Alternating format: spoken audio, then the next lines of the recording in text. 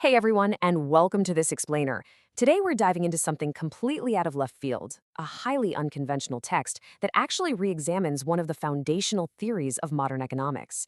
We're going to explore a unique publication that claims to shed light on exactly how John Maynard Keynes himself would view the massive fiscal policies being done in his name today. So, whether you're a hardcore economics buff or just kind of curious about how global finance works, you're going to find this incredibly thought-provoking. Okay, let's dive into this. Here is our roadmap for today. 1. The spiritual premise. 2. Defending Keynesian economics. 3. The India office origin. 4. Politicians versus long-term investment. 5. Separating politics and economics. And finally, 6. The new era economist. Let's get started. Section 1. The Spiritual Interview Premise. So our source material today is a Japanese book titled Economics of Future Creation. And what makes this, well, completely unconventional is its core premise. It actually claims to present channeled spiritual messages or interviews from absolute titans of modern economics. Think Friedrich Hayek, John Maynard Keynes, and Joseph Schumpeter.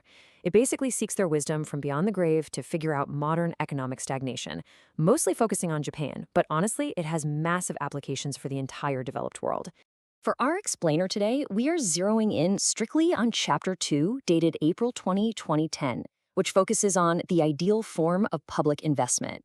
This specific chapter contains the purported spiritual interview with John Maynard Keynes. Now, I want to be perfectly clear right up front. Our goal here is to neutrally explore the economic frameworks they're talking about. We aren't endorsing the spiritual validity of the channeling or taking any political sides. We're just treating this as a really fascinating thought experiment. Section 2. Defending Keynesian economics.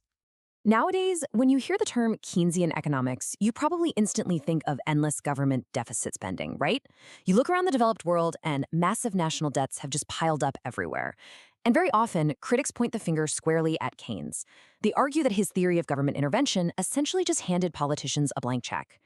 So we really have to ask, is Keynesian theory actually inherently responsible for this modern era of massive debt? Well, the source text offers a resounding no. In fact, this channeled version of Keynes mounts a seriously passionate defense. He argues that his century-old theories have been fundamentally misunderstood and, frankly, tragically misused by modern governments. He states directly, the deficits of developed countries are absolutely not the fault of my economics. The text argues that the original intent of his theories, which, by the way, were designed for specific, large-scale national crises, has been totally twisted to justify irresponsible, everyday political spending. Section 3. The India office origin. And this brilliantly illustrates the vast canyon between how Keynes is utilized today versus his original vision. Today, we see this modern misuse characterized by short-term cash handouts or maybe minor localized public works designed for a quick economic bump. But Keynes's original vision, that was actually born from his time as a young civil servant at the British India office. He was looking at an underdeveloped economy and asking a huge question. How do you modernize a nation from the ground up? And his answer was massive long-term infrastructure investment. The text outlines a very specific three-step cycle that represents true Keynesianism. Step 1, a massive upfront investment in critical infrastructure. And because it's massive, yeah, it requires debt. Step 2, this specific infrastructure stimulates real industrial growth over time, which organically increases tax revenue. And step 3, that newly increased revenue is explicitly used for debt recovery. You see, it's a calculated closed-loop national design. It is not just an open-ended tab. The source text really hammers home that you simply cannot industrialize a developing nation without massive infrastructure funding first. They use this absolutely fantastic analogy, building the Egyptian pyramids. Think about it. Constructing a pyramid wasn't just a quick one-year stimulus package. It was a massive, decades-long project that provided sustained employment and left an enduring legacy. True public investment, according to this, requires that exact kind of multi-decade commitment. Section 4, Politicians versus Long-Term Investment. Now, what's really interesting about this is how the text forcefully shifts the blame entirely away from economic theory and places it squarely on modern politicians. The source outlines these fatal political flaws. First, a severe lack of actual business management skills.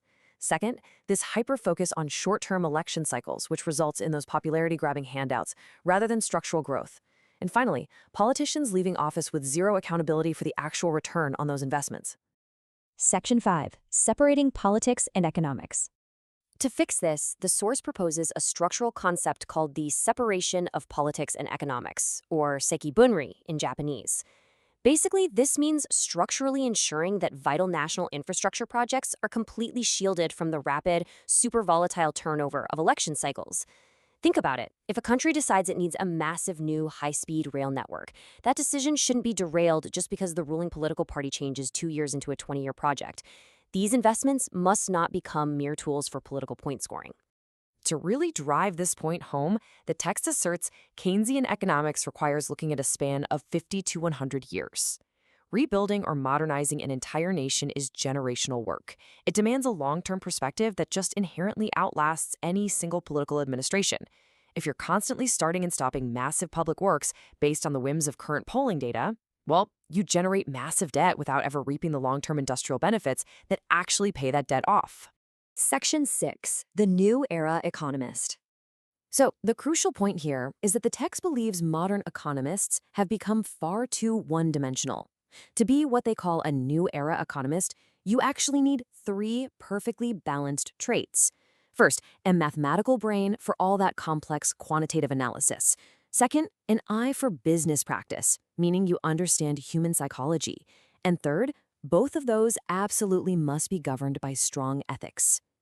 To explain that eye for business practice, the text uses this really memorable metaphor about running a traditional Japanese Oden food cart. Imagine a purely academic economist running a hot stew stand.